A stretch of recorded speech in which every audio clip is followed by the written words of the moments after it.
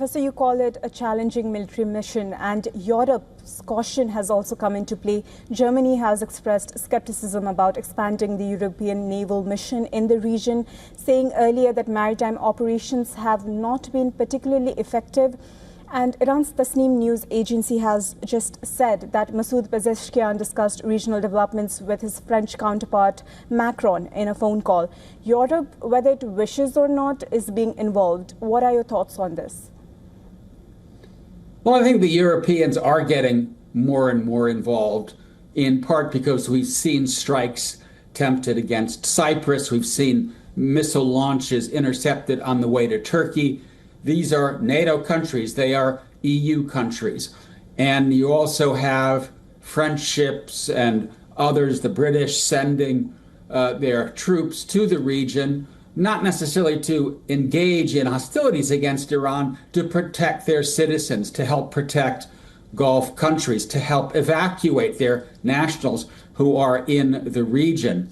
But I do think that when we go back and look at previous missions to escort tankers, going back to the late 1980s, what was called the tanker war during the Iran-Iraq war, we saw that this is a very challenging mission. You put naval vessels in the Gulf area, they're susceptible to strikes from onshore in Iran. And so I do think that a lot of time and energy is now going to be devoted to this question of how do we convince the Iranians to stop? How do we get the Strait of Hormuz open? Because it is in some ways the toughest political issue for Donald Trump. Gas prices are going up quite sharply here in the United States. It is hurting him politically. Professor, I'd also like to get your insights on U.S. bases in Iran. Iran's current leader, Mustafa Khamenei, has warned Gulf states to close U.S. bases or face retaliation. Could Tehran be trying to widen the war geographically, and what would the Gulf even look like without American bases? American bases are there to stay. And I think in some ways by attacking the Gulf monarchies, the Iranians are succeeded in convincing those countries that they need American protection, that they want American missile defenses. And so this idea that somehow this war will end when the United States agrees to pack up and go home, this is just rhetoric. It is not any really realistic view of where this war goes. And I also think that over time, Iran's ability to retaliate against its neighbors is going to decrease. And that's simply because the U.S. and Israel are hitting tens of thousands of targets. Many of those targets are the drone manufacturing facilities, the missile launchers, the ballistic missiles themselves. And because of that inability over time to retaliate, I do think the Iranians are going to increasingly focus on the one military mission that is easier for them, and that is hampering the flow of tankers through the strait. And that's why this whole issue of mining the strait, of a potential U.S. mission to escort tankers, this in some ways, as I think, is where the action is going to be in the coming weeks.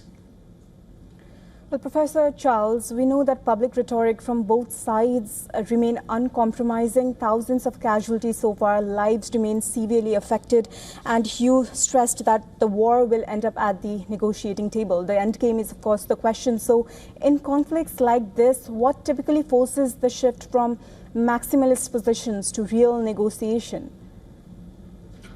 Well, I do think that military conflicts of this sort get to a point where both sides are exhausted, both sides feel that they may not be able to make much more progress on the battlefield. We're not there yet. You are still seeing on a daily basis an enormous amount of damage inflicted on all sides.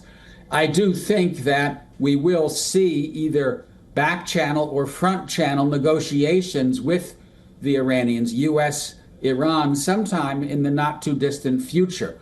And I do think that as the United States increases the military pressure, and you did report earlier in the program the idea of Karg Island. This is the main terminal that Iran uses to export its oil. If the United States takes hold of that island, if it is able to shut down the Iranian economy because it cannot export any oil, that may lead to a situation in which the Iranians, even if they can continue to hamper shipping, decide that it's time to go to the negotiating table. I hear you, Professor. We know that the Pentagon and Israeli forces have said so far that more than 15,000 Iranian targets have been struck since the war began. You even highlighted that the retaliatory ability of Iran might have suppressed down. I'd like to know, in modern air campaigns, does the sheer number of targets destroyed necessarily translate into strategic advantage for the country? Well, it does translate into strategic advantage if you measure strategic advantage in the ability of Iran to retaliate. And we have seen over the last couple of weeks, Iran's number of launches, whether drones or missiles, decrease dramatically. So the damage that they're doing to their neighbors is on the way down. And we also, I think, know that just the sheer damage that is being done inside Iran is quite significant. But two big caveats. One is that air power alone generally never is able to topple a regime. And as a consequence, I think at least for now, regime change, even if that were the original mission of Donald Trump and Bibi Netanyahu, that I think is off the table because the regime is showing quite strong ability to stay in power. And then the other issue is that there may be caves along the coast. There may be munitions and mining capabilities that the Iranians have been hiding. And so even if a lot of damage has been done to visible targets, Iran may have prepared for this war by hiding the kinds of military capabilities that they need to mine the harbor and disrupt the shipping lanes. Well, thank you for breaking this down for us, Professor. It was a pleasure having you here. Thank you. Bye-bye.